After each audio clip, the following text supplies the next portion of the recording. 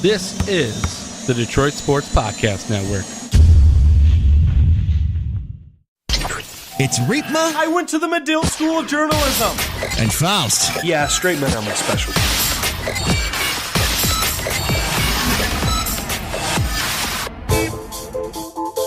Oh yes, Riepma and Faust, episode 125. I am Jake Riepma. He is Alexander C. Faust. On one hand, it is episode 125, but Alexander C. Faust, it is episode number 1 with Detroit Sports Podcast Network. Wow, it feels good to be inside these studios. It feels fantastic. I feel legitimized. This is a brand new studio. That's good, because I never legitimize anything that you say. So this is perfect. This is how we're going to kick it off then. For you to have some sort of feeling of credibility, feeling of it's worth, rare. You know it's not going to come from me, but in all seriousness, so glad to be here inside the studios at the Detroit Sports Podcast Network. You can follow them on Twitter at Detroit Podcast. And this episode, again, episode 125 of the Riepma and Faust Show. Yes. So not our first rodeo, but our first rodeo inside the Detroit Sports Podcast Studios. And like I said, it just feels good. It feels right. It does feel right. And it's really a relaunch of credibility, gives us a better platform. We're in a really cool new studio. We tweeted about being at a new studio last night. I was going to try to walk in like Jared Leto at the beautiful Met Gala. Now, our Met Gala tickets got lost in the mail again this year. Third year in a row. Unfortunate with that. Better luck next year. I'm happier to be here because I don't know if we could have made it if we were at the Met Gala. True. We are here and we'll be with you for the foreseeable future every Tuesday, and you'll be able to get our show anywhere you can find podcasts. Of course, if you're already a follower of the Riepma and Faust Show on Twitter, we'll always have those links available for the iTunes, for the Google Play, for me and every other intelligent... All those people that ruin group messages with the green blurbs. Right. And I make no apologies for it. Samsung... You're that guy.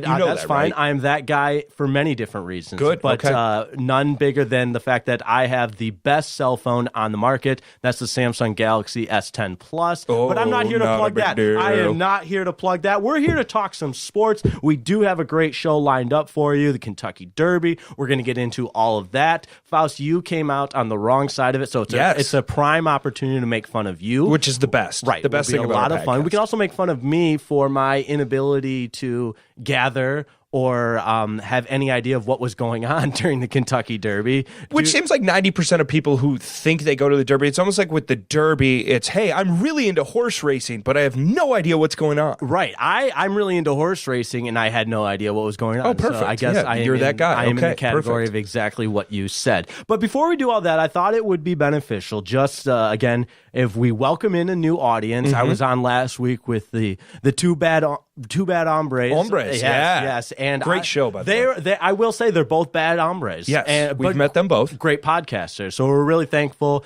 to both John and Vito for having us as a part of the Detroit Sports Podcast Network, and we're looking forward to building something really special here. But let's back up. Who are we? Where did we come from? And what makes us worth the damn and even really worth listening to? Well, they're about to find out. Nothing. You're going to quickly realize, and if you haven't already stopped listening, well, here, listen a little longer, find out why. Reminder, we always have two listeners. True. Always. Our mothers. My mom and your mother, Rebecca Faust, Sherry Riepma. Can't thank them enough. They've listened to all 125 episodes. Every single episode. And when it was terrible, somehow they find something positive in it. That I commend them for. I do too. We'll get text messages. Yeah, sick brag. We have group text messages a big deal. With our moms. And maybe that's actually an issue that we need to discuss at a later time. We'll take that off air. We'll parking lot that one. Right. But they'll send something in that it was so funny when you said this, and it proves that they really do listen. They do listen. And that makes me think, even if it's wrong, that someone else out there, not blood related to either of us, is laughing. That's my thought. Yeah, right. And sometimes we think we're really funny, too. We do think each other's funny, but who are we? You are new to us. We are former college teammates at the Northwood University. We both have an affinity for broadcasting. We started this podcast. Jake went to Big J school. I'm in corporate America. That's the 90-second elevator pitch. Is there anything else you want to add? That was a good elevator pitch. In fact, I want to take each part of what you said and kind of slice it down. Oh, you really want to get into detail? Right. Okay. I mean, we're with you for the next, we'll say approximately 43 more minutes. Give or take. Yeah, somewhere around there. So we can take some time here to really give the listeners a full holistic view. So Alex mentioned we were college football teammates. I think that's step number one where we take this. Yes. So we both spent some time at Northwood University, a lot of time, as a member of the college football program there. Alex, and this is the part that both John and Vito almost couldn't believe, because I hate to give you credit for anything, but you are a physical specimen. What do you go, about 6'4", I'd say 240? 6'4", 250 right now. Oh, you must. 6'5", wait, are you 250? CrossFitting? I do. Oh, I sick. can't believe it. Well, now that we can talk about the fact that I CrossFit, it's legitimized the CrossFitting. Yes, I do CrossFit. Because you can't CrossFit without talking about the fact that was. I don't know if I ever told you this. The Onion, great publication. Big J, about the Onion. They did an article. Guy joins CrossFit gym, doesn't talk about it. Breaking news. I thought of myself. Yeah, mind blown. But anyways, so you look like a college football player. Yeah, I'll give I you do. credit. Yeah, thank you. A former college football player. Yeah, I'm very washed up. A little soft around the edges now, but that's fine. But Alex was, get this, folks, get this. Alex was a place kicker. Oh yes. Very much so. And I hate to back you up on anything, but you are one of my closest friends, and you have helped me see that kickers are people too. We are people, and that's where I'm glad you've come to the light. I hope the rest of the school came to the light. Shed a little light, and hopefully our listeners, I know John, you'll realize kickers are now people too. That's why I'm such a fan of the Bears right now. Having 8 kickers into minicamp, they get it. They understand the alpha male of the kicker. So yes, I was a kicker. You know me. I came out of high school small. I wasn't ready for playing a real position, and then it's that strength program. Yes, yeah, exactly. That strength program at Northwood University in that beautiful weight room that can't get enough of. But your first stop was not Northwood University. You were a kicker at Northern Illinois for one PJ Fleck, if I do recall. PJ Fleck was our wide receivers coach. He was crazy, man. Funny story about PJ Fleck that John, sitting in a studio, grateful to have him here, will find pretty interesting. PJ Fleck had this thing where he would tell his guys, you got to pick something you hate, and to do it, to get comfortable being uncomfortable. So PJ Fleck hated jogging, right? The dude would either walk or sprint. There was no in-between speed. I can picture him sprinting down the sidelines at Western Michigan. Like he does, and like you've seen. Or Minnesota. The guy signed up for a marathon and ran a marathon. Like within a week. I mean, he just signed. That was his thing. He did a marathon in the summer. So the guy was a freak, a great guy, Coach Kill, great guy. But I was sold by your late father, Pat Riepma, on Northwood University, Northwood idea, to be a leader out there in the real world, the real economy, and transferred in. When you transferred in, that is almost when I decommitted. When I heard not you a bad idea to Northwood, I was like, this is not the place for me. But no, Alex and I were at Northwood together. I mean, you tried to get like 4 different degrees there at Northwood. Yeah, I almost did the full, hit all 4 bases. Only got 3. But you ended up getting your master's or something, and that was just, I'm forcing myself into this segue here. You see what I'm doing? Yeah.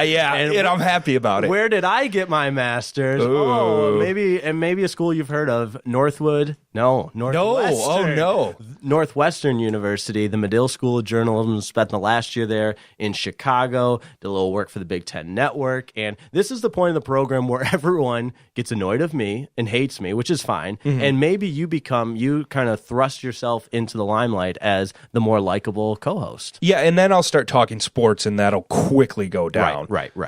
But point being, we both are well versed in the sports media spectrum and looking forward to being a part of this fantastic Detroit Sports Podcast Network. It is exciting, and I hope people will pick up on the chemistry you and I have. We bring a unique view, or lack thereof. Screw you, I hate you. We hate each other. Probably won't talk to you as soon as we leave the studio. Yeah. Who is the most... Mike and Mike. Yes. Mike and Mike. They used to not talk to each other. The most notable co-hosts or partners, if you will. I always like to when people call us partners too. Yeah. I don't. Well, maybe we could walk out hand in hand if you want. I have been spending a lot of time in Ferndale too. So. That's true. That would make a lot of sense. But we're committed to bringing you the very best that we have to offer, which again, not great. But we've set the bar extremely low. Yes, but one cool thing, we're going to bring a player's perspective to a lot of things, coach's son perspective to a lot of things. Both of our fathers coached college football, mine high school as well, and the other thing too, name one podcast out there, well, a little Boston accent there, one podcast out there where both co-hosts have personal fouls. Yeah. Name one podcast out there. You can't. And you might be asking yourself, how did a kicker get a personal foul? But we haven't talked. I was a bench player, guys. I spent a lot of time. That's not true. You have multiple interceptions. That is also true. But point being, that was how I would audition for sideline reporting gigs. I did some sideline reporting for Northwestern, and when they asked me, well, what's your experience? I said, whoa, guys, I spent 4 years on the sidelines at Northwood University. I've watched a lot of games from the sidelines. I know what a sideline reporter does. But yes, so you got a personal foul as a kicker. I had a personal foul when my father was the head coach, my brother was the offensive coordinator, and it was I can tell you exactly where it was because every year I'm reminded it was at Pro Football Hall of Fame Stadium in Canton, Ohio, which they've made much nicer now. We played it, we were kind of blue collar gritty guys, and they didn't even have doors on the bathrooms in our locker room when we were there. Well, fortunately, they had the much needed renovations, but this was pre-renovation when the turf was all messed up. That's why they didn't play the one game there. How many years ago was that? 2 or 3 years ago? No, I think it was maybe 3 or 4. It was the Colts game because I remember McAfee being out there complaining he was falling on punts and stuff, so it was bad. They didn't play it. You're right. Yes, but anyways, it was on a special teams play against Walsh, the Walsh Cavaliers. They had a very elusive punt returner, and naturally, your boy bottled him up just fine, forced him to the sidelines, and may have tackled him 5, 10, 15 yards too late out of bounds. The distance out of bounds is blurry. It's fuzzy. The good news for me, though, is it was so late that the film had already shut off.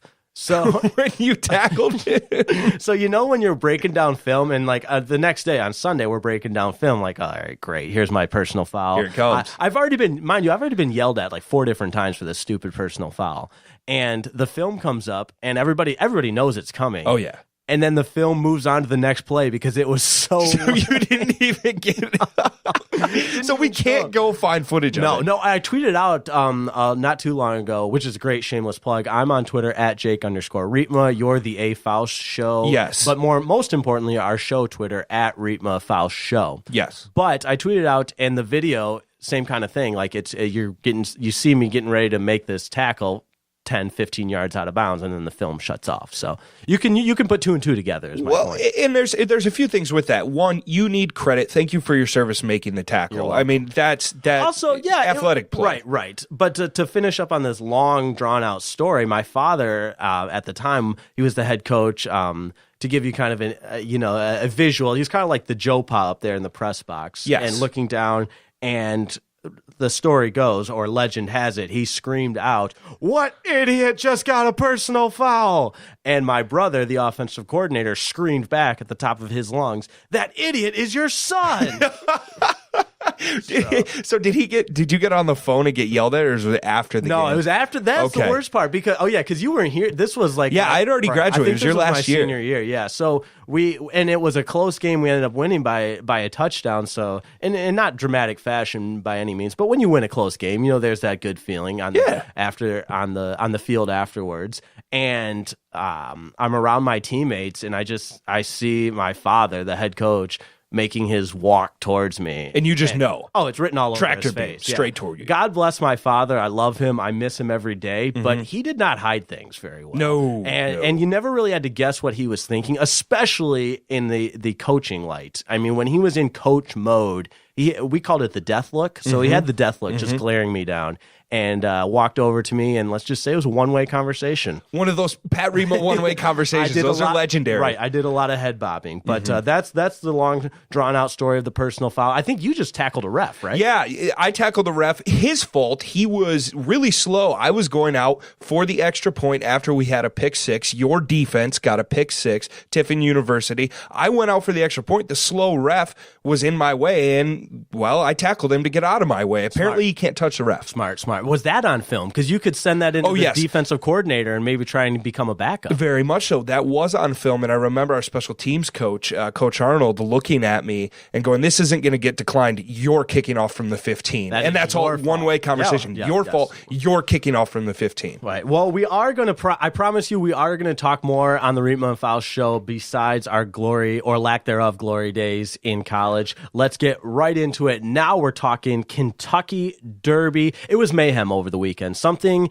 that's never happened ever in the how many year history? 123rd, 125, I think. 25? Oh, 125. Riepma Faust, 125. destiny. It is destiny to talk about this. But when I'm watching, and if you haven't seen it by now, you've been living under a rock. That used to be one of our favorite segments. In case you've been living under a rock, we might have to bring that back. But for the first time ever, a horse is disqualified. Country House becomes the winner. 65 to 1 odds, Jake. Yes, and you did, Faust. I can't remember that text conversation we had on Saturday. Did you happen to have money on that? And let's get right into it. So here's your time, ladies and gentlemen. If you have hated everything I've said, here's your time to feel better about yourself and really rub it in. Because yes, I had $100 on winner maximum security. So sick brag. I loosely follow horse racing. I enjoy horse racing. I follow it a little bit. Some of the other stuff. Maximum security went wire to wire down in Florida with a victory in March, was looking good coming in, and had a good pole spot at 7. So I thought, okay, here he could Would go you do again. your homework for our show once in a while? No, the way no. you do it for the horse because race? I can't bet on this show. Great point. Yeah, as soon as it's legal in Michigan, we'll just start running bets on who swears first, who does whatever first. But that's a conversation for another day. So at $100, I got in early at 8 to 1 odds. I see him go to 9 to 2, then 4 to 1. Then all of a sudden, he's winning. He's going wire to wire again. I'm at a bachelor party. I'm feeling really good. The drinks are flowing. Alcohol's involved. Alcohol's flowing. I'm standing on the table. Oh, Jesus. You are such a douchebag. Oh, I'm a huge douchebag. You feel like the man. I can picture that because I've been in situations with you where you feel like the man. Absolutely. And I've done the same thing. And I stood on the table and stood up, much like Jesus Christ Superstar, hands open, and just head up. Here I go. It's a radio show, but now you have to look at me. Did everybody else in said bar start throwing things at you? Few of our friends did because some people had more money on other horses, did not win. So we leave right after that. I mean, we were on our way out. We leave right there. We're going outside, and I get a text from my lovely wife, and she goes, "You might have a DQ." Now, she's a big horse person, used to ride horses. I go, "What's going on?" She said, "Jockey error. He moved over a few places." And then it all came crashing down. $900 gone, $100 down the bank. No one wins. Churchill down wins, 65 to 1 odd winners. This was wild. And, the thing about the replay is people have complained about replay, and I think we'll get into that a little bit, but people forget this actually replaying by the stewards of the horses in different races, even down here in Detroit at the old Hazel Park Raceway. This happened a lot. The stewards do that. Horse racing was the first one to have the replay, but the fact that they actually made the decision, as much as it hurts me, Jake, because I lost money, I'm glad they actually had the balls to do it. Really? That's my thing. Okay, we didn't even discuss this pre-show of what side you're on, because I'm on the other side. Oh, I mean, our first fight. Yeah. Here it is, our first fight. I want the catch-up fights. No. White picket fence. Here it is, though. I think, and again, I don't study horse racing like you. I love the Kentucky Derby. I love the Preakness, the Belmont. Those are the 3 horse races I watch. The Triple Crown. I'm not as credible as Alexander C. Faust. No, I'm not credible at all. But I do loosely pay attention to it. But there's horses that they don't have lanes. It's not like NASCAR. It's not like in the sense where a crash, you have your caution flags, that sort of thing. It is the fastest 2 minutes in sport. And it's animals. Which also I've heard a lot of people say it could have been way worse, which I agree with. If you watch it, I mean, they're, again, great radio here. This close, I'm holding my index finger close to my thumb. Very close from being like a 12-horse pileup. And these are animals we're talking about. It would have been like a glue factory party out there. And I also have heard several people say, you don't referee the last 1 minute of Game 7 of the NBA Finals the same way you do the regular season. Like, this is the Super Bowl. This is the Kentucky Derby. This is Game 7. Do you swallow the whistle? I don't think it would have been the worst thing. I know entertainment-wise it wouldn't have been the worst thing, but it was, if you watch the other angle of them coming around that last turn with a few furlongs left, he really does go about 5 or 6 feet outside of his lane. I think if it had just been 2 or 3 feet one way with maximum security, it would have been one thing. But you made the point that we could have had a horse pileup. Horses honestly probably dying potentially on the track because of how fast they're going. And I'm glad they made the right call. You have to do it almost in a vacuum, right? It doesn't matter it's a Kentucky Derby. It doesn't matter it's the Super Bowl. Make the right call. And they did. Even though it lost me money, they really did. That is big for you to say because it did lose you a lot of money. But here's where I'm going to disagree with you. in the process. So maybe it was the right call. Maybe, but it doesn't take 25 minutes. And mind you, the exact, someone told me how many minutes it was because it's a little bit blurry for me during my Kentucky Derby party. Okay, yeah. But I heard it was more than 25 minutes. And for the committee that's deciding this, how does it take 25 minutes? See, and I agree with you with that, and I think we can get into a broader discussion of replay in the NFL that's taking forever, NBA that's taking forever, but to me, stay woke on this, a little bit of a ratings grab. Is it though? Does it help the ratings, you think? I think you've got people tuning in for the hockey game next. Right. You got people talking about it. Twitter's all over it. People tune in to see what's going to happen. And you're lucky you have a guy as good as Mike Tirico announcing it because he can go on the fly. Dang it, Faust. I was just about to say that. You stole that point from me. You stole it. But, I'm an a-hole. But Tirico, it was basically like, here's microphone, here's 20 minutes to fill. And he did an unbelievable But who job. better does? Who better for it? I can't think of anybody better for it. And, the other thing I was going to ask you, I was talking about this with my brother-in-law. When is the last time you remember a dry Kentucky Derby? It seems like it rains. It rains every first Saturday. I thought you were in May. referencing the amount of alcohol consumption, like a dry campus. You can't have a dry Kentucky Derby. No. You can't. Never. There's never been one. And you and I, even though we weren't there, took advantage of that non-dry Kentucky Derby. Oh, we're sweet. Yeah, we're so cool. We're cool. Do you think alcohol is cool? Do you think doing alcohol is cool, Alex? I did at that time. Yes, I did at that time. All right, but let's tie a bow on it with this. Do you think there's more interest around the next two races or less because of the way things played out? Of course, that being the Belmont and Preakness. I'm going less because you know that Country House is not going to win the Preakness. Maximum Security is not racing in the Preakness. The owner came out and said that the appeal from Maximum Security's ownership has already been denied from the Kentucky Racing Commission of the state of Kentucky. There's not a ton of interest. So what is the Preakness going to turn into? A party in the infield with a lot of people thinking doing alcohol is cool. So that's where we are with it. I'll watch, I'll bet because it's entertaining. I was say, speaking of betting, and I know everybody cares about what my bet slip said, but I every year I try to pay for my education at Medill with a superfecta bet. That's first, second, third, and fourth. Yep. Didn't get it. Biggest payout. Yes. I did a couple of exactas. Didn't get those right either. Would you have if Maximum Security won? Because I knew a lot of people, because he got disqualified, who didn't get the boxes or superfectas. Nope, not at all. And I did. You know who my horse was that I thought for sure was going to win? Was Roadster.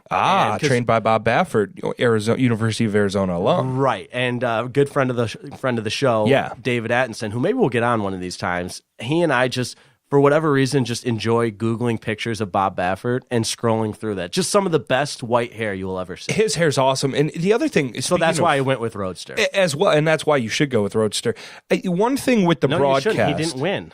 Well, no, I understand why you went with Roadster. Right. Now, one thing about the broadcast NBC did that I really enjoyed was Eddie Olchuk doing bets before each of the races up to it. I thought that was a great twist. Really Chicago smart. Guy. Big Chicago guy, big hockey guy, but a huge horse racing guy. I thought that added a ton to the broadcast, especially in between each race. So I don't know if you were a fan of that. Big fan, yeah. He's one of the most versatile broadcasters you will find. Go from the ice rink to the dirt. And he does a great job in radio, too, in the Chicago area. But Chicago. Yeah. Have you ever lived there? Have you been there? Oh, I might not have told you this before. I went to Northwestern. No, I have a get degree outta here. Yeah. And similar to the way nobody that CrossFits doesn't talk about CrossFit. Yep. If you went to Northwestern, you can't not talk about the fact that you went to Northwestern. You're my partner. Actually, it's great. I'm gonna tell a really quick story. Good, I want it. It's not that funny, but I'm getting bagels Sunday morning after the Kentucky Derby, so naturally you know what those bagels were for. Yep.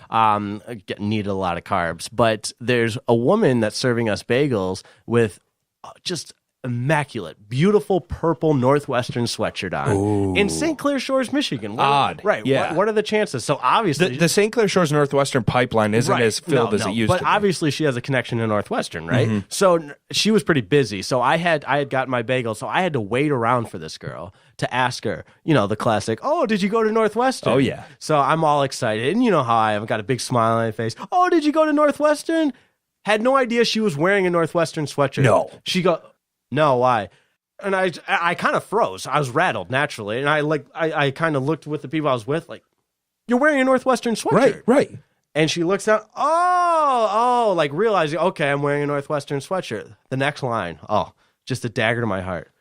I only wear clothes here I can get super dirty. These are my throwaway clothes. No. Isn't that awesome? I don't know about you, but that's stolen valor if you're from Northwestern. Kind of. But wearing it and you didn't go there? No, it's fine. But she might as well just said, oh, I only wear my shitty clothes here, and that's why I'm wearing said Northwestern sweatshirt. I could just picture like sitcom sad tuba music in the background when she said that. Like, yeah, no, that's how I was. I was deflated. But let's move on.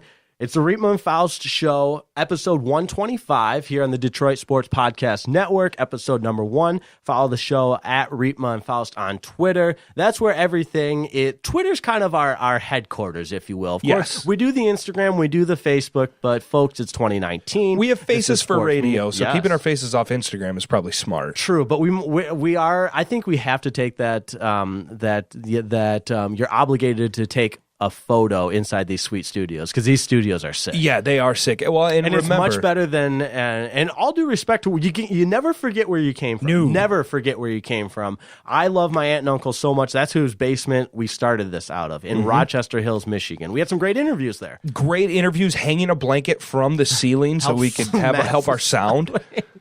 We try anything. But anything. And then when I was in Midland, Chicago, you in Canada, you in Paris. We've done a show from Paris, right. South Africa. Yeah, it's been great. It feels good to be in these studios. But point being, follow the show at Riepma Faust on Twitter and, of course, at Detroit Podcast. That's where everything, if you're on the Twitter page, you're going to be able to find the shows. Yes. And of course, you can find the podcast anywhere you listen to podcasts, iTunes, Podomatic, Google Play, any of them.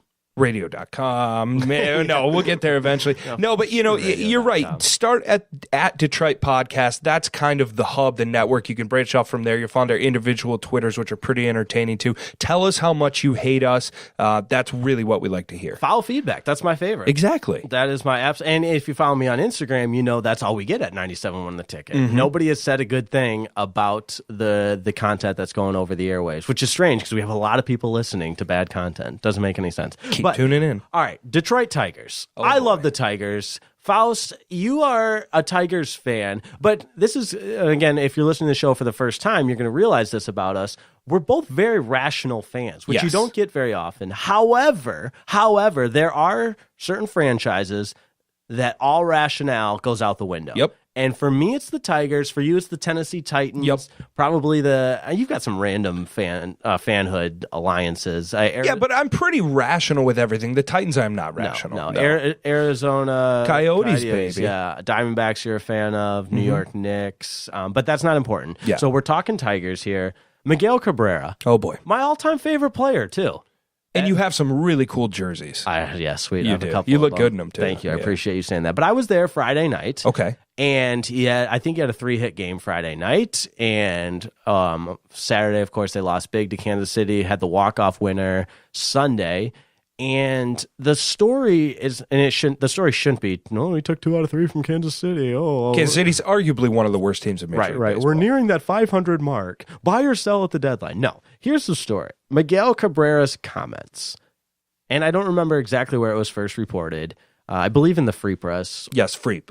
The Freep. I ran press. the Freep Freep Marathon in 2016. People Very forget. cool. But Cabrera basically threw his entire team under the bus. And again, if you don't know the comments by now, you've been living under the rock. But fortunately, Faust, you really did your homework. You've got it. You've got the comments pulled up. You want to read them? Yeah. So here's what Cabrera said after the game, and to preface it a little bit, he only has 1 home run as of right now. Been a little bit of a power outage for Miguel Cabrera, but here's a lot of a power outage, especially for really the anchor of the line for the past decade, the lineup, the 3-hole or the 4-hole for Cabrera. But he said, quote, Prince Fielder, who's hitting behind me right now? That's a big difference too. How am I going to hit 40 home runs? In the past, I got Prince Fielder, Victor Martinez, Johnny Peralta. I got a big bat behind me. You see the way guys pitch me? That explains everything. In reference to his little power outage going on right now here at Comerica's Park. And Cabrera has never really, he's in certain parts of his game, he's really embraced what it means to be an MLB superstar. There's the videos of him with the kids. I still remember that time in Cleveland, he gave that kid a bat. He always goofs around with opposing players. Jose Altuve, right? Yeah, Adrian picking him up. Beltre. Right. So that part, he's very likable. But this part of him, not so likable. And I'm not really surprised by it either. No. He's always, and there's the off the field stuff with the mistress and not wanting to give child support to the two kids. So there's a lot of baggage, a lot of stuff with Cabrera. But I never felt like it directly impacted the clubhouse. No. Until now. And again, being the Tigers super fan that I am, totally aware of the fact that we're in a rebuild and probably will be for the next couple of years at best. As well we should be, right. though. We're accepting this rebuild. But the amount and the money argument, Cabrera's earned that money. That's what the market dictates. You and I are both capital free market guys. Mm-hmm. So pay him what the man's worth. He's earned that money. But for your highest paid player at the tail end of his career, when the numbers are so bad and so telling, for him to shift not some of the blame, all of the blame, and not take any sort of accountability, any sort of responsibility for his struggles, really disappointing. And that's coming from a fan who my favorite player is Miguel Cabrera. And has been for a while. It's disappointing because you have a very young team. And it's disappointing because it's the beginning of May, Jake. Right. It's the beginning of May. Say you had a slow start. You're going through a slump. You're looking for that power, and it hasn't happened. You don't need to come out with a young team like this. We understand Nico Goodrum is not Johnny Peralta, Victor Martinez, Prince Fielder. We get that. But you can't throw him under the bus like this. Right. And why not embrace his role? Like, if Cabrera for the next 4 or 5 years, okay, yeah, his is a power outage, everything. He's still going to hit 290, I mean, it's all going to be singles. God hope with that contract. Yes, right. But point being, understand the fact that you're not the player you once were, but embrace your new rule. Why not be a mentor to all these? How many young players do they have on the team right now that would benefit greatly from arguably one of the greatest hitters? And I've always said this has been my line, the best hitter of our generation. Truth. Triple Crown Miggy Cabrera, the best hitter of our generation. Think of how well that could bode for the confidence of a young player. And I mean, you can't, Jacoby Jones has no hope. So no, I'm not he can't hit. No, right. He's here for defense. Right. Don't waste it on Jacoby Jones, but you get the point I'm trying to make. Talk to some of the players like Nico Goodrum, like a Ronnie Rodriguez, Kristen Stewart, Jamer Candelario, even Castellanos, and be that guy that's going to foster an environment that's productive to the rebuild, not just going to tear down your teammates and blame your individual stats on not having power in front or behind you. That was really disappointing for me. It really is disappointing. Now, I do have to give him he's right to a point. When you have Prince, he is. When you have Prince Fielder behind you're going to have meatballs all day. I'm not saying he's not right. I'm not saying he's not it's right. Not the appropriate place to do it, and it's not the right time to do it. Right, and I don't even think there is an appropriate place or time. I don't think it needs to be said. Well, and I think neither of us, I'm speaking for you here as well, have ever been fans of players coming out in the media and calling their teammates out. I don't think we've ever been fans of both this. Big, past players, current media guys. Right. Great perspective from both. Man, what a great show this is, Riepma and Faust. But I want to bring transition now into kind of, I think when such drastic comments like this are made, there's going to be a ripple effect. One of the ripple effects I want to touch on, Ron Gardenhire's comments afterwards, because here's sick brag. I cut up this audio myself. Nice. Wait, you were the one that cut those up? So crisp. Actually, you know what? I'm going to take a step back. It was a home game. Jeff Rieger sent it to me all cut up. All I had to do was put it in the system. I'm still going to give you credit because that guy shot a 75 on 9 holes, so he gets no credit. We got to get Rieger on. Yeah, we will. But all right. So Ron Gardenhire basically said, yes, he acknowledged the fact that the comments were a little bit off the wall, but the comments Gardenhire made that stood out to me were, quote, "I'm not touching that. Cabrera is the boss." When, of course, asked about what if he needs to say anything to Cabrera or to Goodrum or to any of the guys that were kind of involved in Cabrera's comments. I don't like him saying he's the boss, but I do like him deflecting it and maybe handling it behind closed clubhouse doors. Behind closed doors, handle it with Cabrera. Say you can't say that. I hope that's going on. We don't know if it No, we don't know. It's a guess. I'm not huge on him kind of bending the knee, for lack of a better term, to the star, a little Game of Thrones type thing. Great. Yeah, I don't watch it. Sorry. Oh, loser. I know. You're a huge loser. I am. Okay. Shame me. But him bending the knee to Cabrera and your star there, especially with a young team, I don't love that move because you are trying to foster this new locker room, this new clubhouse, not locker room, this new clubhouse, this new culture of potentially winning with these young guys, bending the knee to the star, a star that, like you said, has off-field issues. I don't love that move by Gardy. Can we call him Gardy? I hear that all the time. Yeah. That's how we label his cuts in the system. Okay, too. Gardy. Heaven forbid, type out Garden hires. Gardy. Yeah. It's just Gardy. But he's a veteran manager. He's been around, won numerous AL Centrals. I'm very surprised they did this because now, from what I remember of the Twins, they never had an issue with a Mauer or any of those guys in Minnesota like this or a personality like this. But I'm still surprised a veteran manager like this would kind of handle it like he has. Right. I'm going to be typical live in the past guy. Perfect. This would never happen with Jim Leland. Where's Jimmy Smokes? Get off my lawn. But seriously. It would not happen. It wouldn't. No. And I know it's easy to say now, but even recall when Leland was still relatively new on the scene in Detroit, and they lost that game in Cleveland, and he flipped out on them. And it was early. It was probably around this time of year. Early May, yeah. Yes. And they go on to, I think that was 2006. They go on to make the World Series. But, of course, I'm being guy that lives in the past right now. But the guy that lives in the past, the interesting part is you look at Jimmy Leland, and it almost was one of those things that people kind of wanted to chase him out, and now we realize we didn't realize what we had. Who wanted to chase Jimmy Leland? There were so many people that called into Not 97, won the ticket. Get rid of him. No, Leland can't handle this. Then we have Brad Asmus. Oh, dang, you stole I stole it again. You stole my segue again. I brought up the manager thing because I wanted to say, there was one other past manager that I'm forgetting about. Who was that? Oh, that's right. He'll be coming to Comerica's Park tonight. The guy that's in town. That's right. His return. Yes. Angels in town for a 3-game set. Mike Trout deserves better. Can we say that? Is that going to be the topic we go with? I wanted to go with, are you going to, if you were at Comerica Park, do you boo Brad Ausmus? Hell yes. Oh, you boo the heck out of him. Because I think, here's a hot take. Get ready for a hot take. Fire extinguisher ready. Rod Gardenhire's manager, during Brad Ausmus's reign, they win a World Series. Hot take. Do you agree? Yes. I think with better managerial, the way to handle a bullpen, I mean, that playoff series in Baltimore was one of the most pathetic things I've ever seen. I recall that vividly. Of course, that's a great bit. Anytime you bring up a historical, any sport, the guy that just, I remember right where I was. Like, why does it matter? Who cares where you were? No one cares where you were. Nobody cares about us, but that's fine. True.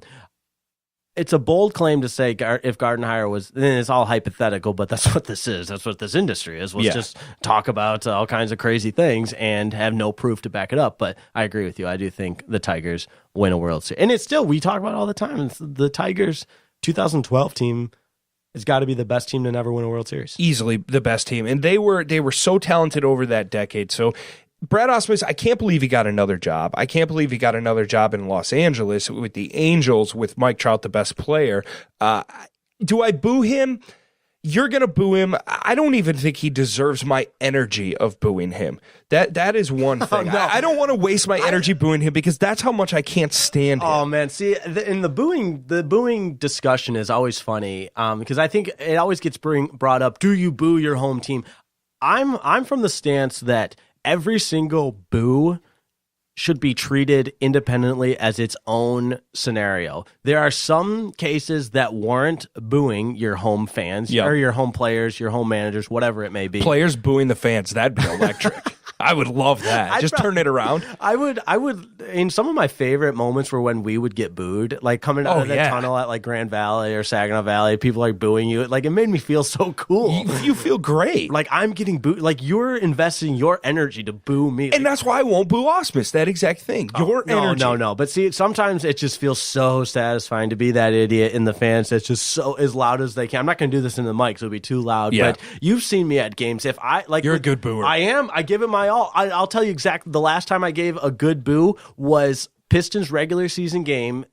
I don't know exactly how many games were left, but remember when they got down big to Memphis? Yes. It was at the game against Memphis. They're losing by 25. Late. That was in the points. playoff race, yeah. And Drummond had a turnover or something, and I can't stand Drummond. And I just stood up there and boo! Yes. With everything I had. But there's nothing better than a good deserved boo. The people, it was such a good boo. Here's a sick brag. The people around me started laughing. They're probably laughing at me, not with me. Doesn't matter. You're getting the attention. A couple guys next to me gave me the fist bumps. Nux? Give me a fist bump. Right. Nux, yeah. And the person I was with, super embarrassed, but that's fine. It felt great that I was just booing the hell out of Andre Drummond. And that's what I would do to Brad Ausmus. Are you going to? Are you going tonight? Well, Is there any it's chance? so They're probably going to get rained out. So nice outside. Welcome to Detroit in May, ladies and right, gentlemen. depending on when you're listening. Actually, not depending on when you're listening. It's probably going to be horrible weather forever.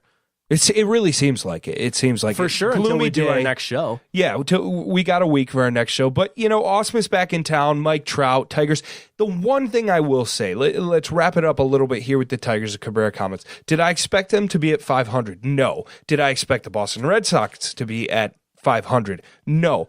But I'm seeing some positive things. We have the Casey Mize AA first one with the Erie Wolves, pitches the perfect game. It seems there is some momentum with the pitching staff, but they still need a farm system of players. They need players. Which brings up you and I always beg for something interesting to talk about with the Tigers, and I think we're going to have that, especially with Boyd bursting onto the scene. Yep. He was there. I was there Friday night when he was pitching. How'd he look? Amazing. And I was there with Dr. I. For those of you who don't know, Dr. I and Mary Jo, my grandparents, season ticket holders, 50 plus years. I believe they've been to 56 straight opening days. That sounds about right. Yep. But in the heyday, they were going to all 81 home games and probably between 30 and 40 road games. So they would do the series. They'd go weeks at a time, and you can't blame them now for not doing that. No. But those are some of my greatest memories growing up. Road trips. Actually, you know what? This is a good time to bring it up. Ron and Mary Jo crossed one of the last ballparks off the list. They were in Philly. They did go to when the Tigers were playing the Phillies. What's the name of that ballpark? It's a something bank stadium. Yeah, something Citizens Bank. Citizens Bank Park. We'll go with Citizens Bank Park. Yes, could be wrong, but now the only stadium he has left, two, Miller Park in Milwaukee, which surprises me. Very surprising. Yes, and San Francisco. So AT&T, which I've heard is one of the best parks in Major League it's on Baseball. the ocean. It's beautiful. It's gorgeous. I've heard San Francisco's nice. I don't know though. I haven't been there in a long time, so it's been a while. Yeah, but let's close it out with this. We got about 10 minutes or so. I want to do a little run around. We've talked Tigers, but we've got one more big topic to get to in Detroit, and then we'll close it out with a little general NBA playoffs and a little bit NHL playoffs as well, because they've been a lot of fun. I think the NBA's been a lot of fun to watch as well. Oh, I think I've been more NHL. Really, it's been especially refreshing to watch a LeBron-less playoffs. True. I'm probably in the minority saying that. But before we get into that, the Detroit Red Wings. Oh, boy. I think the only team we have some sort of optimism with in this city, in my opinion. They're maybe not some sort of optimism. That's not a great way to put it. But the team we should feel the best about. Currently or future? Future. They brought in Steve Yzerman, but they made the best decision of all earlier this week when Ken Holland officially inks the deal as the new general manager with the Edmonton Oilers. Praise the Lord, he's leaving Detroit. I cannot believe Edmonton. And I say that, and then I remember what Edmonton's done now, currently killing Connor McJesus, a.k.a. Connor McDavid's career. But them giving Ken Holland 5 years for $25 million for a general manager is insanity. I cannot believe in the salary cap era. That's what he's more than tripling his pay to go there. And that's a team in almost as bad of cap hell as the Detroit Red Wings. What are they thinking? It's great for Detroit. You're right. But what are they thinking? I got to believe when it became apparent that this was going to play out, everyone in that front office had to be doing the, oh no, we'll miss you so much. Here's the door. Go, guy. Bye. Go, sign it. Go. Yeah, right. Like sign that deal before they change their mind. So and there have been some writings and rumors that Stevie Y would have been here earlier if it weren't for Ken Holland and his ego. Right. Which is kind of sad. And this is where, so preface this. I'm not a Red Wings fan. No. So I can look at this purely objectively. Oh, sweet. Yeah, sweet. Sick brag. How do you feel about Ken Holland and his legacy? That's what I want to know from a fan's perspective. I love the legacy talk. Yeah, baby. What is LeBron's legacy?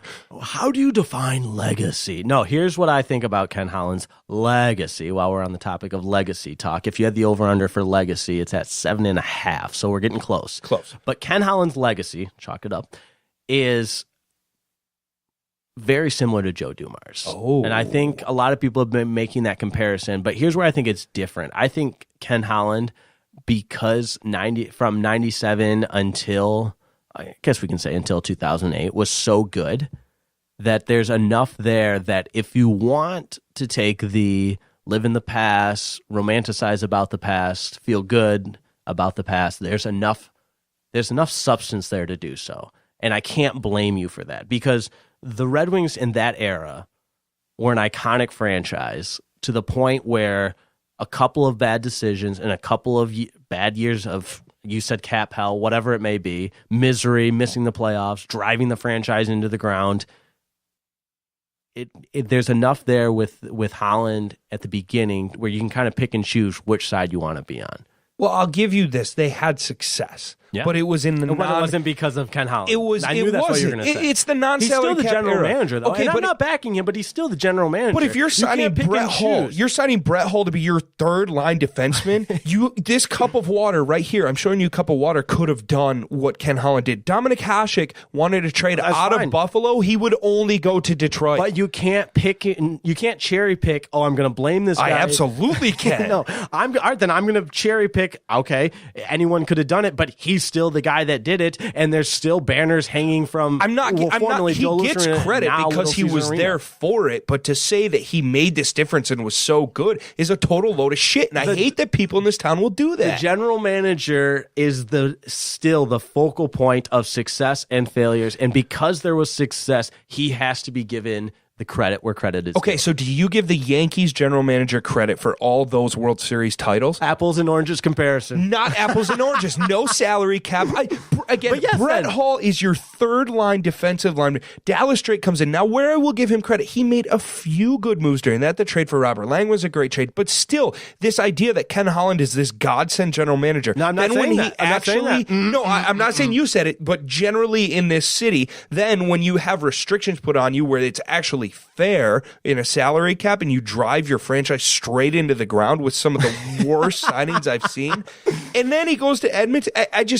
It's good that Stevie Y's here. And the one thing I'll give Stevie Y credit for is he said in his press conference, and take press conferences for what it is, he said patience, because he gets how bad it really, really is. That's smart, too, to kind of buy him some time. But the last thing I'll say about Ken Holland is kind of like that. Everybody has that person in your family, whether it's like an uncle or a cousin or a relative. That's just made so many bad decisions. Doing so terrible. But the second they do one thing, you get your grandma like, oh, did you see Jimmy got a job type of thing? And it's like, yeah, but he's been on house arrest. He got 2 DUIs. Yeah, exactly. But you got to focus on the good here, no matter how blinded you might seem. And there's the Detroit fanboy that's coming out in you. It's blowing my mind, some of the coverage and stuff here, because I realize people with hockey is a niche sport. Now, here it's a little bit different. This is Hockey Town, not who. Don't get me going on the Hockey Town. Who was trying to? I don't like that. Was Carolina that was trying to say this is Hockey Town now? Are they really? I thought there was. Their mascot is a pig. Come on, Jake. They have a rally pig. This was probably 2 or 3 weeks ago. I remember maybe it was in M Live, but I think it was Carolina was trying to say we are Hockey Town now. I give it to them for trying everything. They did the whole decibel things with their arena. Yeah, they did the Jerks thing. Yeah, the rally pig. I mean, it's a good story and everything. Cool uniforms, too. Very cool uniforms, and actually a pretty good team. Right. But let's, you were about to say something before I interrupted.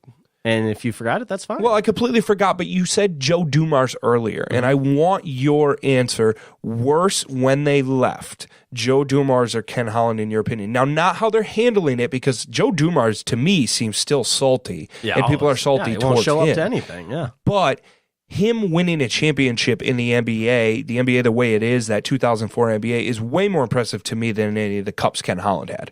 That might be true, but there's more quantity from Ken Holland. Yes. And I think with Joe Dumars, you have that overwhelming feeling that team, the Going to Work Pistons, should have won more than just one championship. They should have, but that's not on him. But him putting that team together was unbelievable. Right. Now he also de-assembled it. I would say it's the same kind of thing with Holland. You've got a lot of good, but you've got a lot of bad. And I think the future of the Detroit Pistons was so bleak when Dumars left. It was terrible. With the Red Wings, yes, the future on paper, what you said, the cap hell, might not look great, but because they brought in Steve Yzerman, there's enough to believe in. So that kind of, because there's some optimism around the franchise, you start to kind of slowly forget about the current state of your team. And Whereas that's where I get so mad at Detroit as a whole. You're very mad right now. You're flailing your fingers at me. Detroit fans, Stevie Y coming back is not like signing a Sidney Crosby. It's not like signing a Stamkos. Mind you, Ken Holland couldn't even get a meeting with Steven Stamkos' agent when he was a free agent. That's the point, is people think that Steve Yzerman is going to be this savior. It is something with this city and loyalty. I mean, think of the Jose Valverde thing to get back with the Illiches. Brandon Inge, how long he stayed longer. Something with the city and this nostalgia. You can be and loyal loyalty. to a flaw. Loyalty is a great characteristic, but there is such thing as loyalty to a flaw. But this city has it like I've never seen before, and I'm scared that it's going to ruin Stevie Y and or this franchise, because it is not. I would argue that other than Ottawa, this is the worst situation in the NHL. That remains to be seen. But let's close it out with a little round ball talk. NBA playoffs. I stayed up way too late last night watching Golden State, and I, again, not that anybody cares, but I enjoy the betting component of the NBA playoffs, and I won a lot of money picking Portland. Drawn a blank there. Portland, yes, in the first round, and I was this close to doing a side bet with someone on Golden State versus Houston. Long story short, I thought Golden State would, especially when they went up 2-0, was going to run away with this series. Now Houston's back into it, 2-2. Both teams holds home court strong. What do you see for the rest of the series? Houston looks good. Houston looks good in the sense that they figured out that the Warriors are trying to hide Steph Curry on defense. So Houston's you and your trying. Steph Curry takes. Oh, man. he's unbelievably. How overrated. happy were you Put your when you damn were- mouth guard in your mouth. That was to go all the way back to our very first. I swear it was our first episode was during the NBA Finals. Their first run of their first championship. When 2016, when Golden State blew the 3-1 lead, and it's almost like that solidified you as the biggest Steph Curry hater. I can't stand him. I jumped on. He's annoying. He's not as good. Yes, cool. He does cool warm-up shots. I was he a Steph cannot Curry defend. fan. Not that this matters, but I was a Steph Curry fan before it was cool to be a Steph Curry fan. You have the college jersey. I have the Steph Curry Davidson jersey, which I might have to wear to our next show just to shut you up. Are we just going to do jersey shows? That was I forgot we used to do that. Yeah. This is new thing for the podcast. Next show, we definitely got to do a jersey show. I know exactly what I'm going to wear. I don't have as many. I still have my big collection in Midland. I'll be back in Midland this weekend. Perfect. I can grab some of my jerseys. Perfect. Okay. You're going to be in Midland? Yeah, Mother's Day. Definitely. Our two listeners. All right. Definitely not hanging out with you. Yep, won't see each other. Actually, I'll be on in Beaverton for a little bit as well. Oh, a little lake time, man. Yeah. The lake's coming back. Do you see all the controversy with that? The dam was closed. But this is some good NBA playoff right now. We're talking about Wixom Well, Lake this is how Beaverton. interesting the NBA playoffs have been for me. Shut your mouth. They haven't been that good. I'm a huge Dame Lillard fan. He's amazing. The Portland story has been great, and Nikola Jokic looks like, I can't even say his name right, looks like a loaf of bread to me that's just really good at basketball, so that's been entertaining. But Rockets Warriors, they're hiding Steph, but Harden's going after Steph. I think it's going to be tough for the Warriors to get that. Are the Warriors also tired? Yes, you keep stealing my Do it points. again. Warriors need more from their bench. I'm living rent-free in your brain. Shut the front door. What was I going to say? You have me so riled right now. Bench. Warriors bench. Warriors need more from the bench. Reggie Aloysius Miller Jr. was on the Dan Patrick Show earlier today saying, the longer this series goes, the more it favors Houston. Couldn't agree more. Houston tied it up at 2, and this series is looking, of course, like a 7-game series tied up at 2, and the depth of Golden State concerns me. But real quick, you want to go to the ice? Let's go to the ice. My favorite spot. Let's go to the ice. It's been great. It has been a lot of fun. I actually enjoy watching the San Jose Colorado Avalanche series. I just, for whatever reason, former Pistons host Lauren Jabara is now with Altitude TV. Yes. I always watch her Instagram stories, and I feel like I'm at the game. I know that's very creeper, live vicariously through someone, but you have that connection with someone that's actually there covering the game. Just makes it that much more interesting. No, it's cool. And I got to give shout out to a friend of the program and listener, Nathan McKinnon of the Avs. We know he's a big listener. His performance this playoffs has been unbelievable. He's really led this team, a team that just snuck in over the Arizona Coyotes by 2 points into the playoffs. So this could be the Coyotes, which would have been Great radio for you to hear me break down Coyote hockey the games. worst. But it's been great. We've got 2 Game 7s in the West, one tonight, one tomorrow, and then the Bruins last night beating the BJs, the Blue Jackets, Columbus Blue Jackets. I had a couple of people at the station at 97 on the ticket, big Columbus Blue Jackets fans, so they'll be sad. Yeah, They very are sad. historic franchise. Right. They just got out of the second round for the first time. And then Canes are just, we talked about it earlier, they're on a run. Could we see a Carolina Hurricanes team with Rob Brendamore, who won a cup, they're back in the Stanley Cup playoffs? Would be Stanley captivating. Cup finals. Is there Jeez, anything Pete. better than Game 7s in the No. NHL? Game 7 hockey is hands down the best thing. Let's hope there's no controversy like the Game 7 with San Jose and Vegas. Yes. Not too long ago with The penalty. With the penalty, yeah. Well, and then we saw last night the McAvoy hit and Anderson on Freddie Anderson of Blue Jackets, only a 2-minute minor. I will say, though, overall hockey reffing, I don't want to get into the NBA reffing because that's been a joke. Hockey reffing has been pretty good. Yeah. It's been pretty clean. Good playoffs so far, but very excited. This Western Conference is wild. The West is wild. Wild, Wild West. But appreciate everybody tuning into episode 125 of Riepma and Faust, or episode 1 if you're a Detroit Sports Podcast follower and you notice, who the hell is this new show on the DSP network? We're here, hopefully, for the long foreseeable future, for the long haul. I know we're really thankful to John and everybody and Vito at the Detroit Sports Podcast Network for giving us an opportunity and one show in the book. I guess we kind of popped our Detroit Sports Podcast cherry. Popped our cherry. Awesome studio. Thanks to the guys. Follow us on Twitter at the Riepma Faust Show. Then you'll find our own Twitter handles too. We love Twitter. Give us some feedback. Let us know. Let's have some discussions. And we're on the Instagram and the Facebook as well. too. Yep. All the social medias that you millennials love, and we're on them. But I know we always close it out with weekend plans. Happy Mother's Day to all the mothers out there. Do you have your Mother's Day present yet? No present yet, but my presence is the present. Oh, shut up. That's the worst. I feel so bad for poor Rebecca Faust. She doesn't deserve that. But you'll be in Midland, I'll be in Midland, and a great weekend ahead. Looking forward to it, Jake. It's been great. Thank you all for listening. We'll talk to you again next week. It's Riepma and Faust on the Detroit Sports Podcast Network.